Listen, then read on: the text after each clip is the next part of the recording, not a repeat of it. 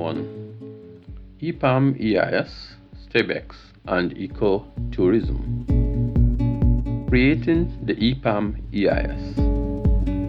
If you were able to follow all these technical details so far, you would have at least gained a sense that my World Bank Fellowship in Bridging Data Gaps was starting to fuel my latest activities. From forecasting prices in the domestic produce market, into validating expenditures on access roads, these were all becoming an unbroken thread in creating strategic space for farmers. 1992 was the year of the 20th anniversary of the Castle Cooperative. An act was no longer active in Dominica. In its place, Athi Martin had created a successor unit which he called the Development Institute, TDI. From now on, most of the activities I would be undertaking in Dominica would be under the umbrella of TDI. Such opportunity came in 1995 when TDI obtained funding from the US aid to build a capability to quantitatively evaluate future prospects for the economies of the Eastern Caribbean. Under this umbrella, I created the EPAM, the Economic Prospects Assessment Model. This was a simulation model built with the explicit intention of modeling an economic response to the failures in the export markets. Most of the Caribbean islands were facing the inevitable decline in the UK grain market price for Windward Island bananas and the consequent decline in banana export earnings. Although this decline was reasonably expected to have a negative effect on the economy, the promoters of free trade were arguing that this would be partially countered by increasing earnings from other non-primary exports and from tourism. Well, we wanted to know if that was true, so we designed a model to capture these potentially positive influences and to generate an end result in terms of GDP growth rates. The model was created in the old QuattroPro spreadsheet. For those of you too young to know about this, QuattroPro was a spreadsheet utility originally developed by Borland Software. It was intended for professionals who analyzed spreadsheet data on a regular basis. It was later purchased by Corel and included in its successor the WordPerfect Office suite. We wanted to be fanciful in our modeling, so the front interface comprised an assumption screen and a series of 5 screens that were accessed by the page down button. How about that? The industry had not introduced the drop-down menus at that time. Econometric models have 3 parts. The workhorse of the model is always a set of equations determining equilibrium under different conditions. Our EPAM utilized 47 variables, estimated 14 trends, as determined by 6 forecasting equations. The second part is establishing trends in the data. EPAM trend forecasting equations were a mix of straight-line linear trends and quadratic exponential trend fits. The third part is the decision statement that should be easily understood in the public statement. Citizens must be able to understand its significance in their lives. The statements from the EPAM were directed at economic planners. It wanted to give planners 2 indications. 1, what to expect, and 2, what to do when export earnings started to wane. It presented planners with an indicative level of investments needed to maintain their current level of economic growth. Developing countries were in an era in which foreign donors would tell them what they will be given as assistance and what it was to be used for. We wanted to ensure that the technical staff in our ministries did not settle for promises and gifts that were not up to the required level. Here is the strategy. If you can show that you are in need of $200 million in new investments, you can express a legitimate level of disappointment at being offered $20 million. If you don't know that, then you are none the wiser, and your protestation would look like ingratitude. The other part of the EPAM contained the assumptions of performance in the other sectors that were required to make this level of investment work in minimizing the impact of a decline in traditional exports. In other words, we wanted to go beyond the regular simplistic cry of diversification of the economy. The potential in modeling change. Looking back into my early training in economics, I was a little surprised at how much of that archaic Pontryagin maximum principle stuff I seemed to have absorbed into my intellect. The elements of the boundary value problem from differential equations had surreptitiously crept back into my playbook. Somewhere in the back of my mind were those boundary conditions, which had to be solved simultaneously with the solution to the main problem. In constructing the EPAM model, we created a data set to accompany the model. We called this data set the Economic Information System Module, EIS. These two were expected to work in unison. However, this package was not sustainable unless we can find a department within government to adopt the system and to be willing to dedicate resources to updating its EIS content. One of the standard refrains of hesitancy in addressing the demand of farmers and workers was usually how well or how poorly it will impact on the economy. We not only wanted an instrument to clear this up, but also to empower dedicated officials to use their own initiatives to accommodate such demands and to find compensatory mechanisms to overcome low expected impacts. This was one shore of fighting on the development. By running different reiterations of assumptions, we were preparing society to live with and within the results of our projections. The EPAM model was our response to bring economic analysis out of the hallowed halls of the Ministry of Finance and the Caribbean Central Bank right to the level of the establishment that creates the data. We wanted the small investors to be able to go to the bank and to argue that the government's EPAM says we need $50 million of new investments in my sector. So I am seeking funding for $5 million of that amount. That would be a strong argument to refute on the surface of the request alone. Many of my friends would ask me whether it worked out or not.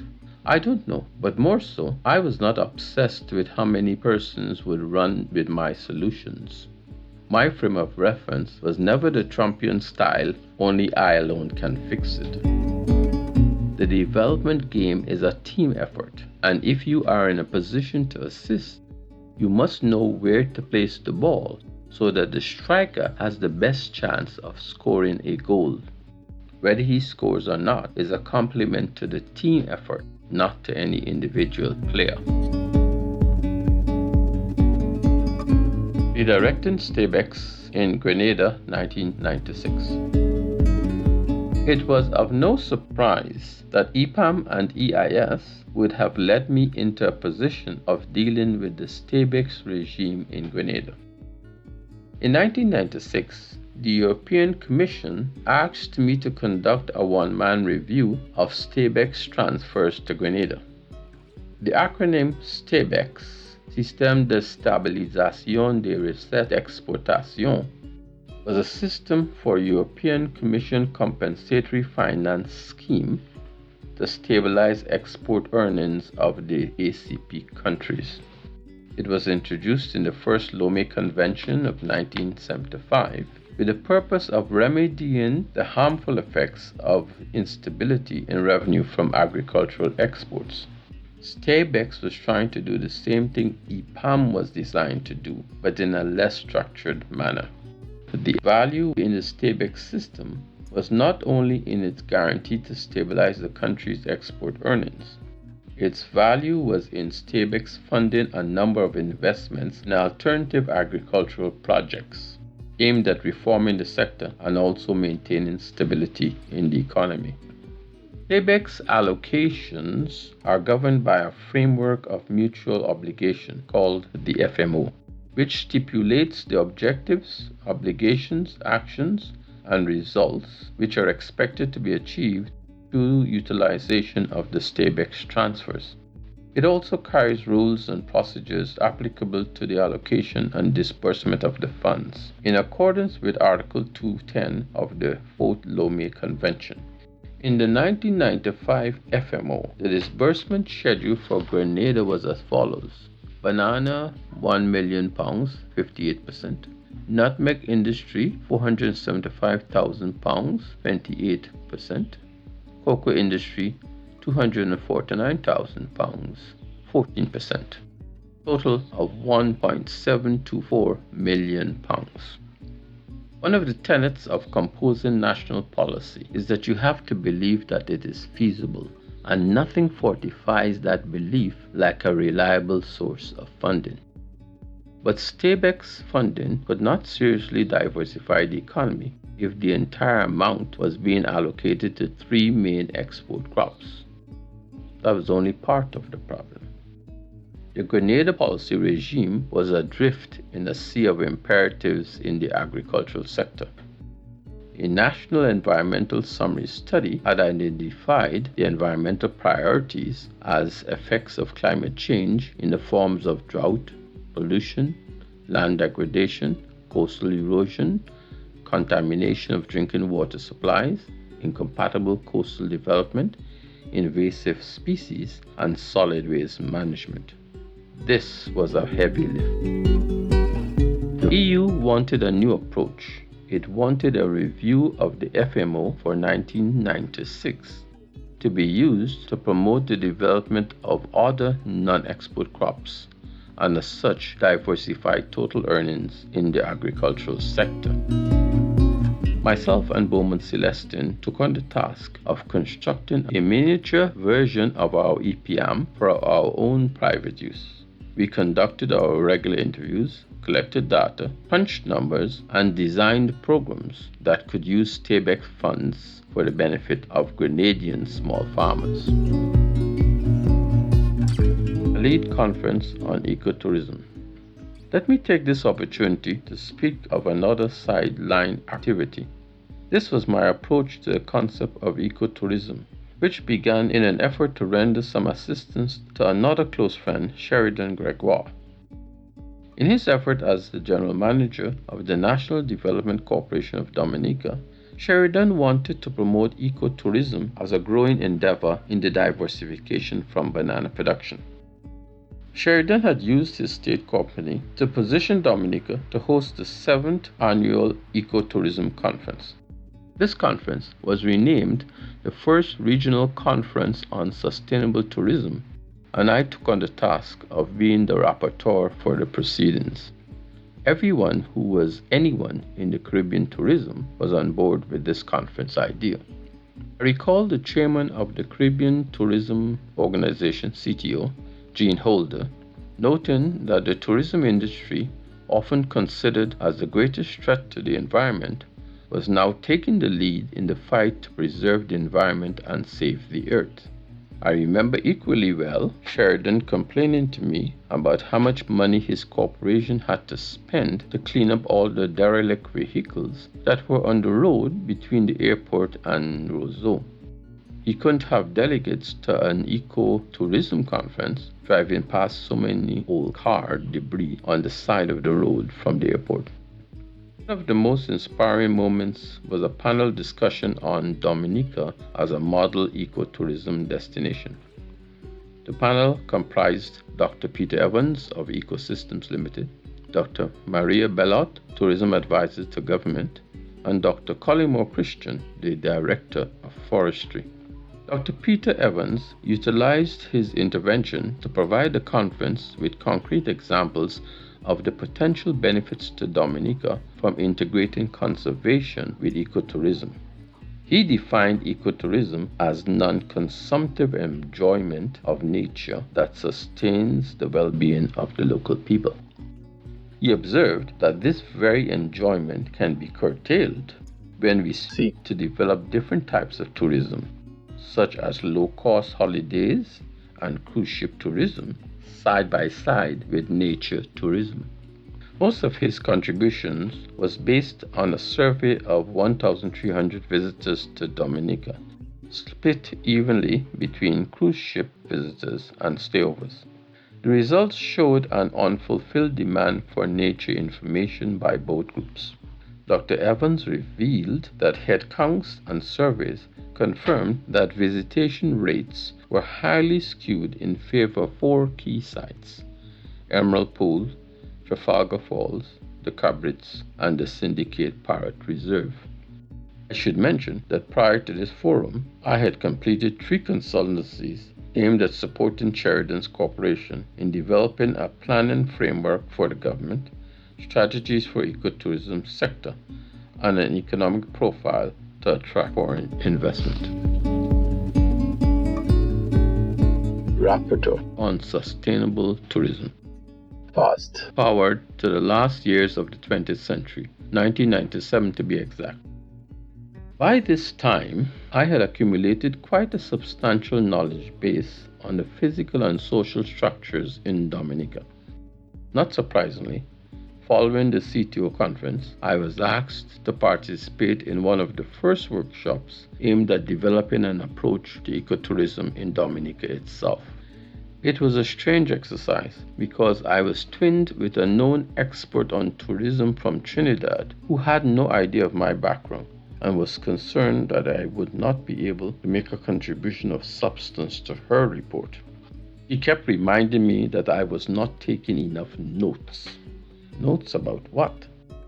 Most of the things that people were saying I either already knew or found to be lacking in validity. Actually, I had decided from the start to write my own report independent of what she was writing, because I felt that she was the one without much substance.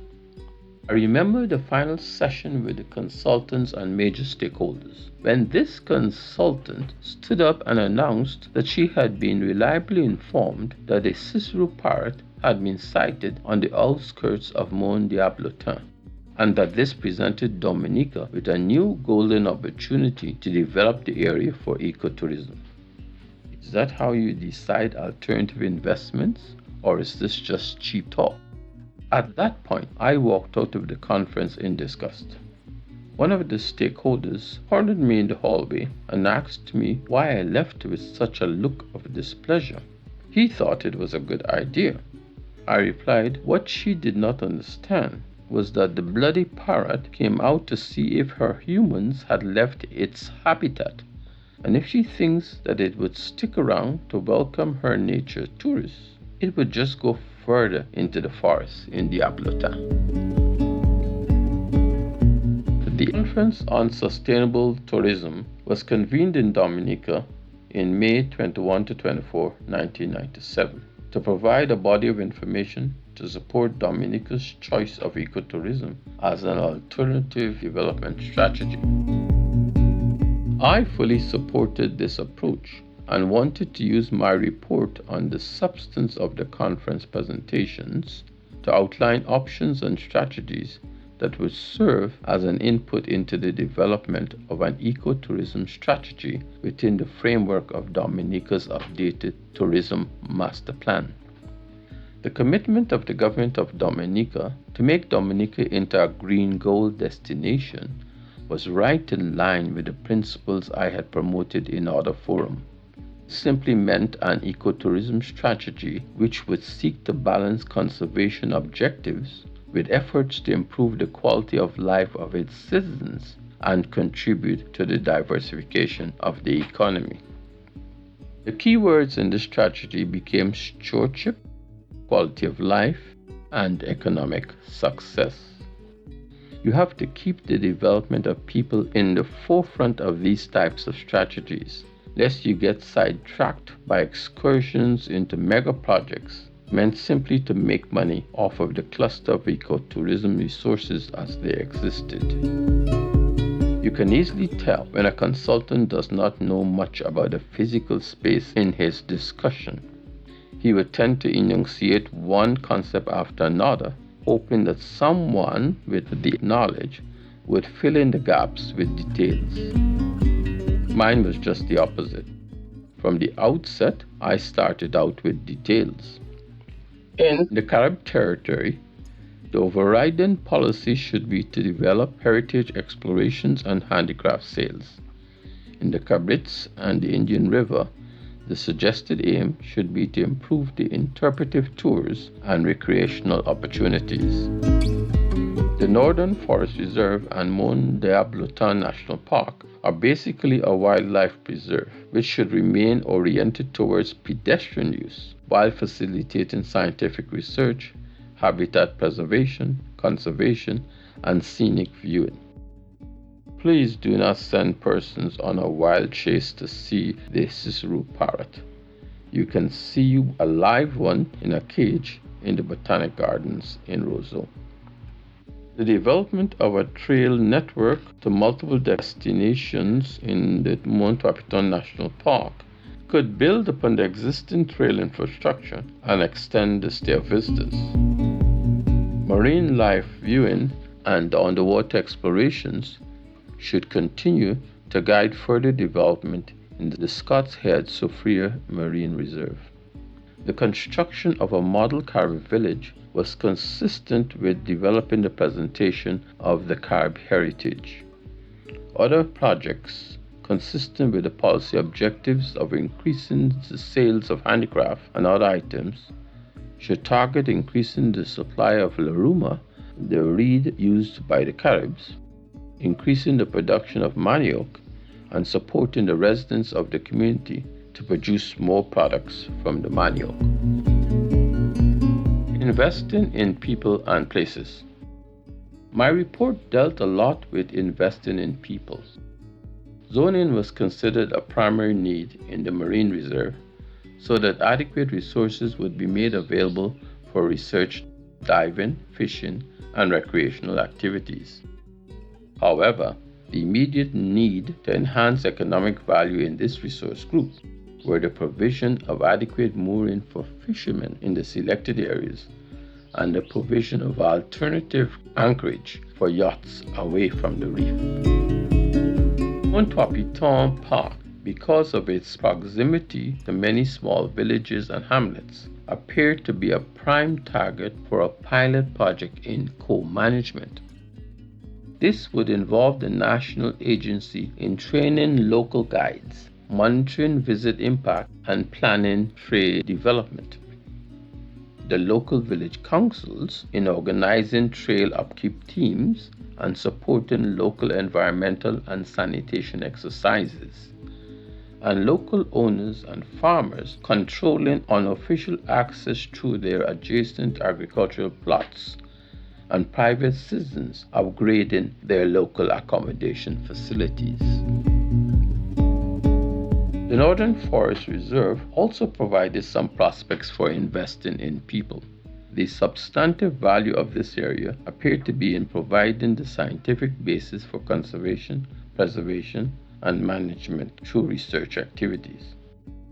A scenic view should also be enhanced by the establishment of a feeder road to Ben's Heights and one from Collyho to Syndicate.